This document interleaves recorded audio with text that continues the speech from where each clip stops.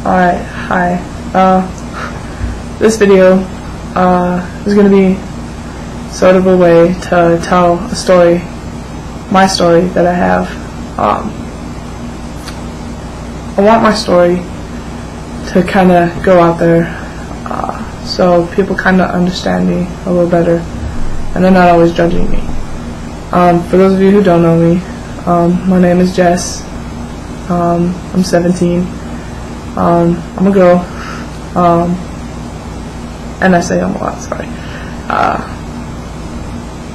And I am out as a lesbian. Now, my story starts off when I was pretty young. Since I was young, I always knew there was something a little odd or different about me. You know, I had different interests than the other girls. I had different ideas of what was fun. Like I played football, hung out with all the guys. And of course I wore guys' clothing. So I always knew there was something that wasn't quite the same as all the other girls. So as the years went on, and got older and started to try and understand things. This is all taking place in elementary school, so it's like period between 4th and 6th grade. I started to kind of realize that I had feelings towards the same sex. I didn't quite understand what it was, but I knew, hey, I kind of like her. And I was like, okay, I don't know if this is normal, probably not, but I didn't, being a kid, you don't exactly understand it. And so, I thought everybody must know what this is, so at the time I did have a crush on one of my good friends. And so I had told her, and she kind of looked at me like, yeah, okay, whatever, and kind of thought I was joking. That's kind of how I took it as, and so it was kind of left like that. There was another instance where I had mentioned to another one of my friends that I had a crush, or that I liked this other girl, and we had been on a school trip, and there was a group of us girls that were kind of all in one room. We were kind of just talking in the night, and we were going around telling who we liked, and I was too scared to say mine, and so I told my friend, and then she kind of just blurted out to everybody, and they were all shocked and that's kind of weird, what the heck, that's not normal. And I'm I didn't know what to do, so I just went to my bed, just curled up and just sat there for the entire night. I couldn't sleep. I thought they were all gonna hate me. The next day, I had people coming up to me, saying, is this true? Is this true? What the heck?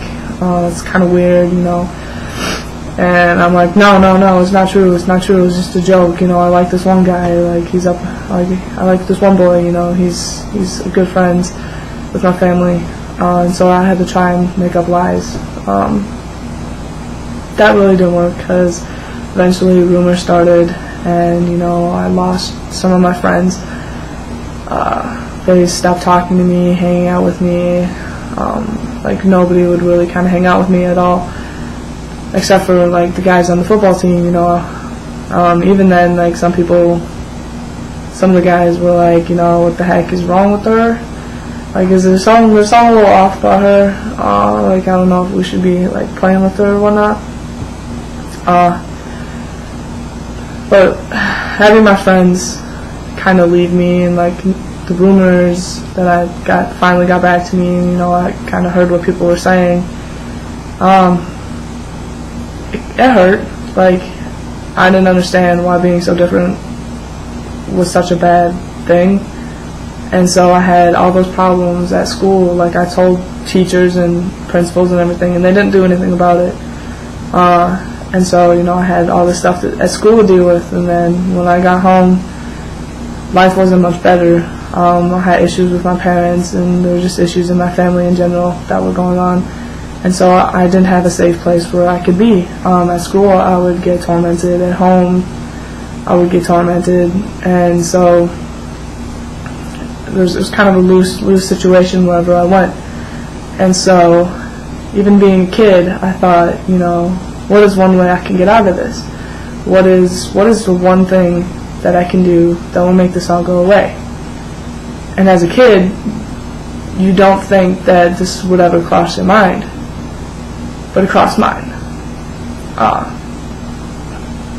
Suicide is what crossed my mind. I was like, this will be my way out. This will solve everything. I will no longer get bullied. I will no longer be tormented at home. Like, I will have someone in heaven that will listen to me. Like, I won't have to feel it. I won't have to feel any more pain, and it'll all go away. And that's what I thought. And I proceeded to go to my room after school one day. Nobody else was home. Went to my room, closed the door, went to my closet, found a belt, tied the belt tied it around the bar that goes across the kind of the top where you hang your clothes up on. I tied it around the bar, and then I tied it around my neck, and then I was kind of short-ish, and so I had to stand on a stool when I was doing this. And so I waited there, is this what I want to do? And I said, yes, I want out. I want out of this pain. I want it all out. And so I stepped off the stool, and I hung there for moments, and I couldn't breathe, which was supposed to happen. But then suddenly the bracket that holds the bar broke, or the nail came out, and then the bar fell, and then so I fell, and I started crying, and then I realized it's not my time, I can't do this right now. And so I proceeded on to go to school, stay home, be at home, and I tried working through that, and I got through elementary school, and then I hit middle school, and I got some of my friends back. I got some new friends. Life started to go pretty well. And then came the time to come out, which was a time period where I hated, I dreaded it, I feared it, I was absolutely afraid. I thought people were going to hate me, or they were going to come after me, they were going to threaten me, they were going to just not talk to me at all. And I feared that the most out of anything in my life. That was the scariest thing that I probably have ever even done. And so I started coming out to just some of my friends, one at a time. I know I told one friend first, and there was another one, and then it kind of proceeded to coming out to more. And then once I came out to all of my close friends, the word got out, and people are like, is it true? Is it true? I'm like, yes, it is. It's who I am. I can't stop hiding anymore. And people accepted me. All my friends, they're like, you know what? We still love you. You're cool. You're funny. You're still you. So we're gonna accept you. And so that went well. The only problem was there was some boys in a grade that above me that didn't exactly take it that well. So the year following, after I came out, I got a girlfriend, and we would hold hands in the hallways, and give small kisses before classes or whatever. And they would walk by, and they're like, that's not right. I don't want to see that. You don't belong here. And they would just say all this stuff. At first, they would just say that, and then when it would just be me walking, they would say it, and they're just like, you don't belong here. That's not right. Go away. They would say that stuff, and then they would start running into me, hitting my books to the ground, shoving me into lockers. And it got to a point where I had to tell the principal and the liaison that was at our school. I talked to them and said, I'm scared. Like, I don't know if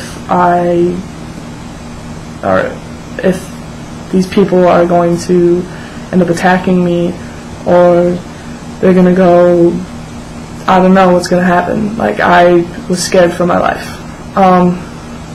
And so I went to the principal and the liaison, and from what I know, the student or students weren't punished at all. And, that really struck home to me, like, am I really going to be safe at this school? Since then, they have stopped somewhat. They'll still, like, snicker in their small groups or whatever and, like, whisper, and I know they're talking about me. So it subsided greatly. And the thing is, though, that it's every day where I think that someone may attack me because I'm different. It's everyday thought. I wake up and that's the first thing that'll come to my head. Like if I'm driving to school and then I park my car and they're out in the parking lot waiting for me, like, are they going to beat me up? Are they going to kill me? Are they going to dump me somewhere? Or what's going to happen? Like, I really am scared for my life every day. Like, people tell me, like, oh, they won't do anything, but one little thing can make a person do some crazy stuff. And I fear for that. But I still get up every day. I still go to school. I try and get through each day. And usually it's good because of the people I have around me. I wouldn't be able to be me if, like, it wasn't for my friends or family and teachers, like, who support and protect me at school and make it so life is a little easier than it is. I still struggle with a few things, but it's getting better, which is a message I wanted to tell anybody who deals with bullying, like, who is being bullied. It will get better. One thing you need to do is you need to use your voice. You need to tell an adult. You need to tell a teacher or your parents. You need to tell someone you need to get help. Because what they're doing is not right. Whether it's name calling, cyberbullying, or physically beating you up, none of it is acceptable. So this is a message I wanted to share. That bullying, it needs to stop. Every year, so many kids die because they're bullied because of their race, or because of their sexuality, or because of their appearances. Kids decide to kill themselves because of these things, because they are bullied because of these things. And to me, that makes me sick to my stomach. To think, I almost became a statistic. I almost became a number that people ignore. And that really hits home to me. Like, that's scary to think that kids have to die in so big numbers for people to finally realize, hey, maybe we should do something about this. Hey, maybe this is actually a problem. So if you're a bully, ask yourself this. What will you do if a person kills themselves because of what you say? Or because of what you do? What will you do? How will you feel? Because I can guarantee you it won't go away. You will feel it every day of your life. So stop the bullying. Stop the hate. Because it's not right. And anyone out there that's being bullied, you have people that will help you. You have the resources that can help you. Don't give up. I thought about giving up, but I'm still here. And I'm still fighting, and I will continue to fight. Because this is something that hits home to me. And I'm not going to give up, and neither should you. Thanks.